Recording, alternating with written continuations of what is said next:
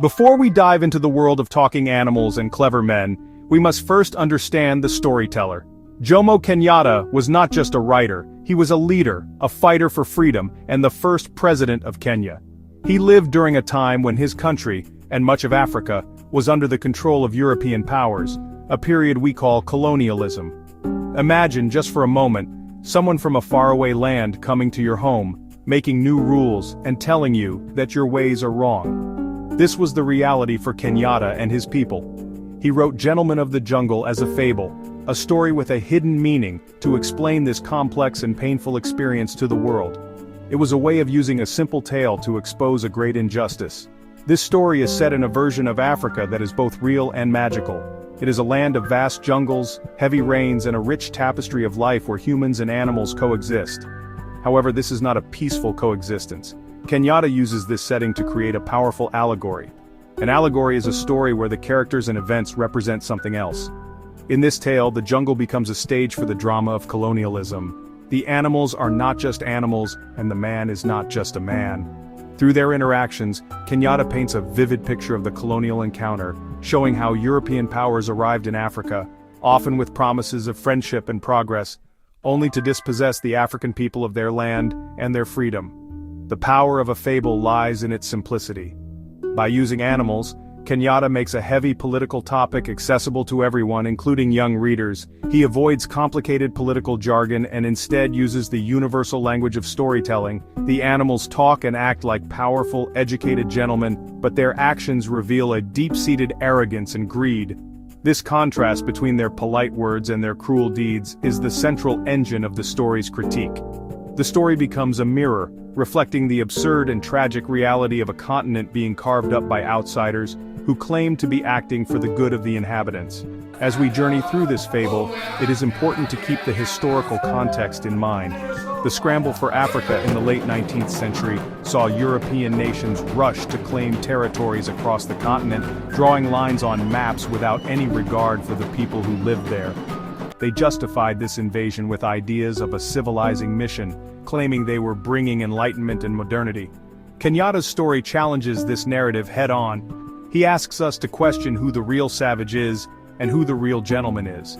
It is a story born from resistance, a powerful act of speaking truth to power using the timeless weapon of a well-told tale. Our story begins on a day filled with the kind of rain that soaks everything to the bone. In the heart of a dense African jungle, a man was living peacefully in his small but well-built hut. He had built it himself, a testament to his hard work and his connection to the land. This hut was more than just a shelter. It was his home, his sanctuary, a symbol of his existence, his place in the world. As the rain fell in torrents and a hailstorm raged, turning the world outside into a chaotic symphony of wind and water, the man was warm and safe inside. It was during this tempest that an elephant, one of the great lords of the jungle, approached his little hut seeking refuge from the storm.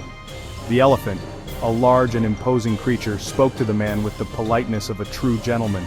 He explained his predicament, shivering from the cold and drenched by the rain. He asked the man if he, out of the goodness of his heart, might allow him to put just his trunk inside the hut, to keep it safe from the pelting hail. The man, described as having a kind and sympathetic heart, looked at the great beast, and felt pity. He saw a fellow creature in distress, and without a second thought, agreed to the elephant's request. It was a simple act of kindness, a gesture of goodwill between two inhabitants of the same jungle, one big, one small. However, this small act of charity was the beginning of the man's troubles. Once the elephant had his trunk safely inside the hut, he was no longer satisfied. He began to complain that his large body was still being battered by the storm. With cunning words, he argued that it was not fair for his trunk to be warm while the rest of him suffered. Slowly and deliberately, he started to push his way further into the hut. The man, surprised and alarmed by this turn of events, protested. He reminded the elephant that the hut was his, and that it was far too small to accommodate both of them. The elephant, however, was no longer the polite and pleading creature he had been moments before. His tone changed. He became forceful and dismissive. He told the man that he had a bigger body and therefore needed the space more. Before the man could argue further, the elephant pushed his entire massive body into the hut, forcing the man out into the cold, raging storm. The act of kindness had been repaid with betrayal. The guest had become the master and the owner of the house was now a homeless outcast, shivering in the very storm from which he had offered shelter to another. This single event sets the stage for the injustice that is to follow. Now left outside in the pouring rain, the man was filled with a mix of confusion and anger. He had opened his home out of kindness, only to be thrown out of it. He began to shout at the elephant, reminding him of their agreement and the injustice of his actions. The peace of the jungle was shattered by their argument. The man's cries of, "My hut! You have taken my hut!" echoed through the trees, while the elephant calmly replied from inside the warm, dry space that the man should not grumble and should accept the new reality. Their loud dispute attracted the attention of the other animals of the jungle. A crowd gathered: the lion, the leopard, the rhinoceros, the buffalo. These were the most powerful and feared animals, the self-proclaimed lords and gentlemen of the jungle. The lion, as the king of the beasts, approached with an air of great authority and concern. He listened to the man's frantic complaints and the elephant's calm, measured defense. With a majestic roar, the lion declared that such a dispute could not be allowed to disturb the peace of his kingdom. He promised to bring order and justice to the situation. To resolve the matter in a fair and impartial way, the lion announced that he would appoint a commission of inquiry. He explained the commission would investigate the dispute thoroughly and deliver a just verdict. He assured the man that his case would be heard and that the principles of jungle law would be upheld. The man, though still wary, felt a glimmer of hope. He believed that if the facts were examined properly, the truth would surely come out. He trusted in the idea of justice, and naively thought that these powerful gentlemen would see the wrong that had been done to him and restore his property. The lion then proceeded to appoint the members of this supposedly impartial commission. Mr. Rhinoceros, Mr. Buffalo, Mr. Leopard, Mr. Fox as secretary, and as the chairman, the Right Honorable Mr. Elephant himself. The man was stunned. He looked at the panel of judges. How could the very person who had stolen his hut be a judge in the case? How could his friends and allies be the ones to decide the verdict? The man immediately protested, pointing out that no one from his side was on the commission. But he was silenced. He was told that no one on his side was educated enough to understand the complexities of the jungle law. The Commission of Inquiry began its proceedings with great pomp and ceremony. The animals, dressed in their imaginary robes of authority, sat down to deliberate. The man was called to give his evidence first. He carefully and clearly explained the entire story. He described how he had built the hut himself, how the elephant had begged for shelter, how he had offered it out of kindness, and how the elephant had then betrayed his trust and forcefully thrown him out. He presented his case with the simple power of the truth, believing that the facts spoke for themselves and that justice would surely prevail. He hoped the gentlemen of the commission would see the plain injustice of his situation. After the man finished his testimony, the commission called upon the Right Honorable Mr. Elephant to give his side of the story. The elephant, speaking in a calm and dignified voice, presented a completely different version of events. He claimed that he had been invited into the hut by the man to save it from collapsing during the storm. He argued that his presence had actually protected the undeveloped hut. He then went on to make a truly astonishing claim. He suggested that the man had in fact invited him to take possession of the hut. He painted himself as a benevolent guardian, helping the man by occupying his home. The other gentlemen on the commission then began to cross-examine the man, but their questions were not designed to find the truth. They were designed to confuse and intimidate him. Mr. Leopard asked if the man's hut was not in the elephant's possession. When the man said yes, the leopard declared that this proved the elephant's ownership. Mr. Fox, the secretary, busily wrote everything down, but he twisted the man's words to make him seem foolish and unreliable. The entire proceeding was a farce, a carefully orchestrated performance designed to legitimize the elephant's theft. The man's hope began to fade as he realized he was not in a court of justice, but in a den of thieves. Finally, the commission delivered its verdict. They declared that the dispute had arisen from a regrettable misunderstanding due to the man's backwardness. They praised the elephant for his magnanimous actions in protecting the man's interests. The verdict was that the man should give up his hut for the greater good of the jungle. However, as a sign of their generosity, they would allow him to find another spot in the jungle and build a new hut. The man, defeated and heartbroken, had no choice but to accept. The law of the jungle had spoken, and it was the law of the powerful, not the law of the right. Defeated but not entirely broken, he left the clearing where the unjust court had been held. He walked deeper into the jungle, searching for a new place to call home. He found a suitable spot, With the same resilience he had shown before, he began the hard work of building another hut. He gathered wood, thatched the roof, and plastered the walls. This new hut was perhaps even better than the first, a symbol of his enduring spirit and his refusal to give up. He hoped that this time, he would be left in peace. He had followed the commission's ruling and moved on, as they had instructed him to do. However, no sooner had he finished his new home and settled in, than a new gentleman of the jungle appeared. This time it was Mr. Rhinoceros. The rhinoceros, who had been one of the judges that had taken his first hut, now came with his own demands. He charged into the man's clearing and declared that he needed a place to live.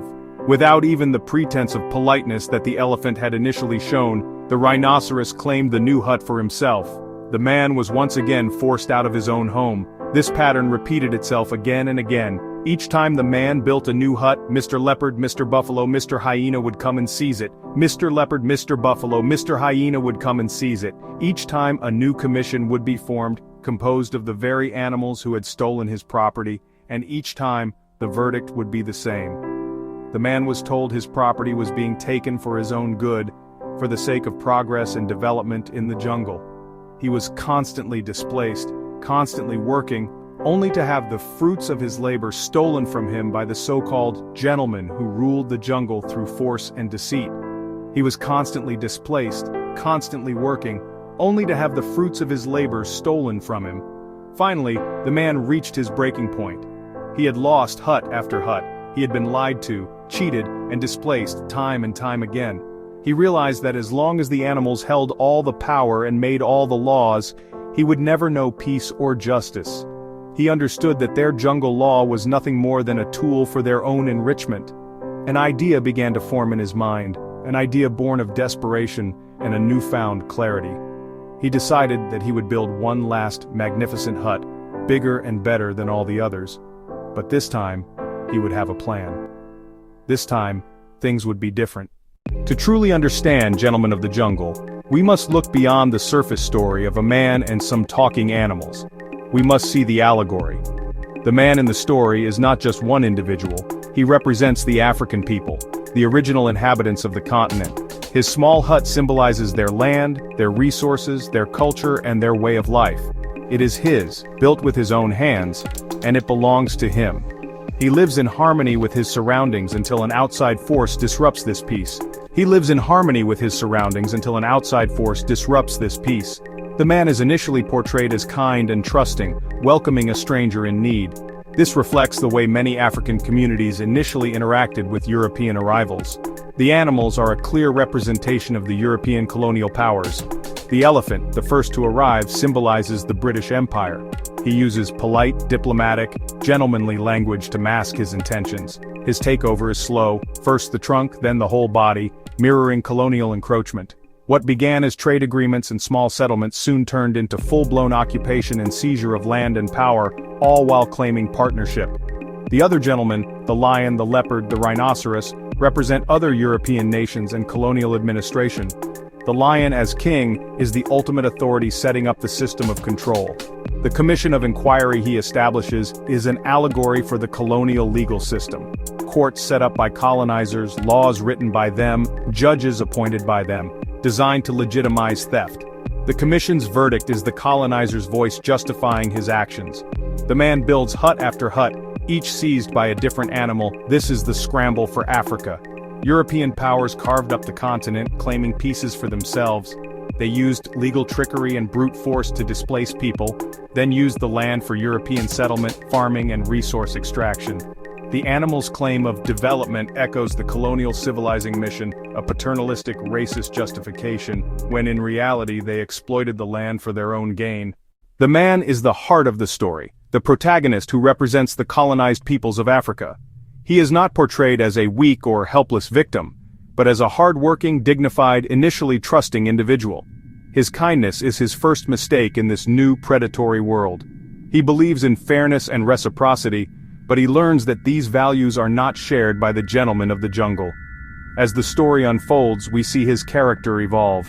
His initial naivety gives way to a growing awareness of the injustice he faces. His final act is not one of simple anger, but of calculated resistance. The elephant is the primary antagonist, and the symbol of the colonizing force. He is a master of what we might call polite oppression. He uses sophisticated language and appeals to pity to gain his initial foothold. Once inside, his true nature is revealed. Arrogant, selfish, believes in the law of might is right. He represents the hypocrisy of the colonial powers, who spoke of partnership and civilization while practicing exploitation and domination. His role as the chairman of the commission that judges his own actions is a perfect illustration of the conflict of interest at the core of the colonial system, where the colonizer was both the accuser and the judge.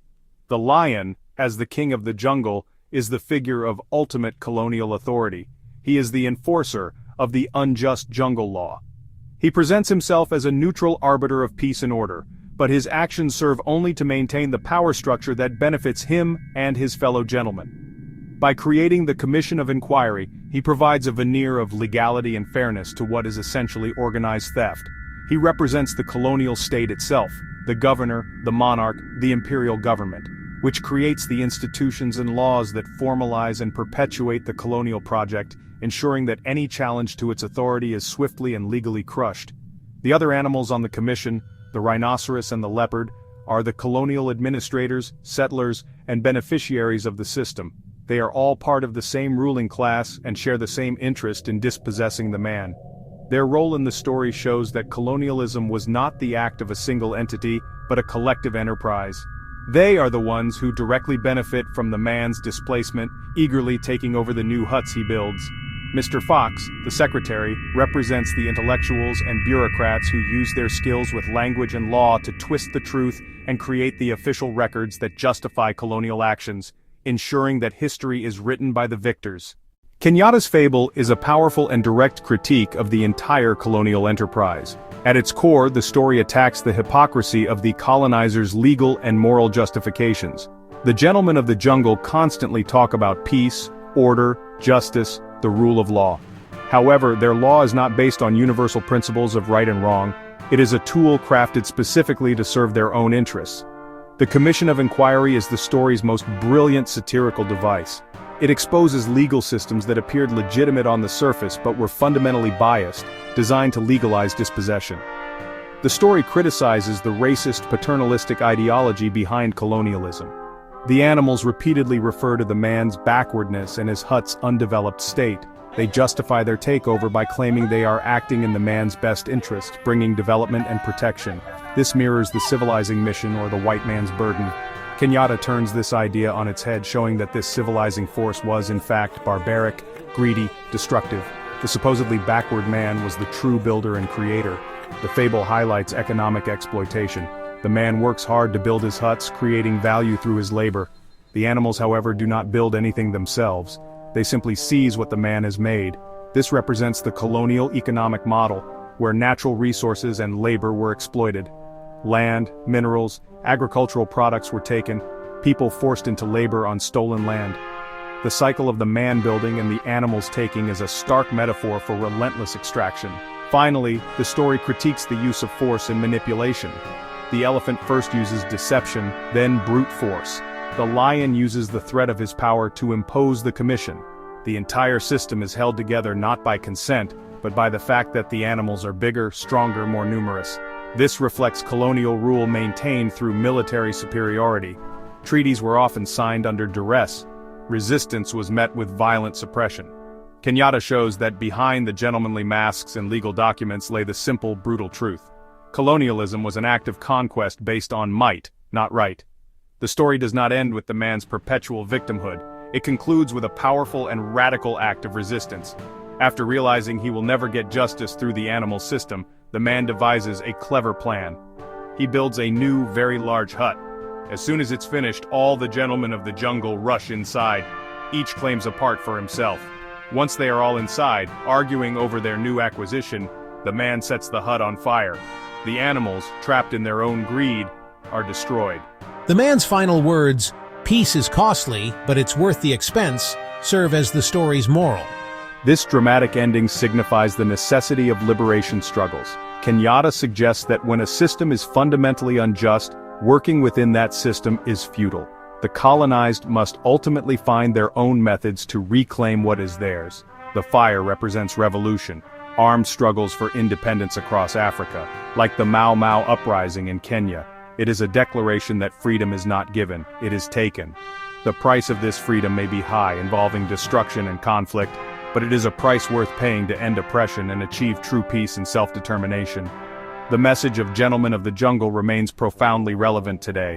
While direct colonial rule has ended, the power structures it created often persist. The story warns about neo-colonialism. Economic influence, political influence are used to exploit weaker nations. It urges us to be critical of gentlemanly agreements and international laws that may favor the powerful and perpetuate inequality. It asks, who writes the laws? Who sits on the commissions? Who truly benefits? Ultimately, Kenyatta's fable is a timeless lesson about power, justice, and resistance. It teaches that true justice cannot exist where power is fundamentally imbalanced. It champions resilience and the courage to fight oppression even when odds seem insurmountable. The story of the man and the animals is more than a simple summary of colonialism. It is a call to vigilance. It affirms the right of all people to their own huts, their land, their culture, their sovereignty. And a reminder that sometimes lasting peace requires being willing to pay the price to dismantle the house of the oppressor.